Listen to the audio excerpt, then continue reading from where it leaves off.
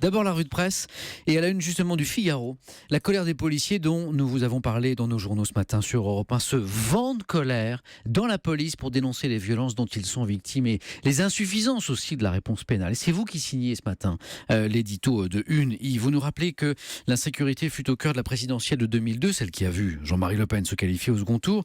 Et vous constatez que 15 ans après, l'insécurité pourrit la vie de toujours plus de quartiers. Que les milliards d'euros dépensés pour la rénovation urbaine des cités n'ont pas empêché le trafic de drogue de se propager, les zones de non-droit de prospérer, le système scolaire de se déliter, et vous renvoyez la gauche et la droite dos à dos. La droite qui, si elle veut gagner la présidentielle, doit selon vous relever son niveau d'exigence pour restaurer l'autorité perdue de l'État. Ils vont vous retrouver dans un instant pour parler, comme vous nous disiez, sur Europe 1 il y a une semaine. Exactement, c'est vrai. Pour parler dans un instant d'Emmanuel Macron.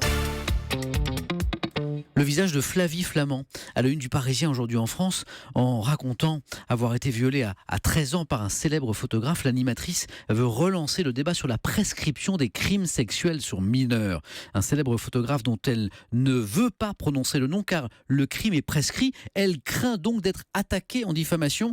Flavie Flament parle d'une injustice folle, d'une double peine. Alors, qui est ce photographe, ce célèbre photographe? Avec prudence, le Parisien avance un nom, celui du Britannique David Hamilton, aujourd'hui âgé de 83 ans, constatant que son nom circule depuis dimanche sur les réseaux sociaux et surtout que l'animatrice apparaît en photo dans l'un de ses livres alors qu'elle était âgée de 13 ans.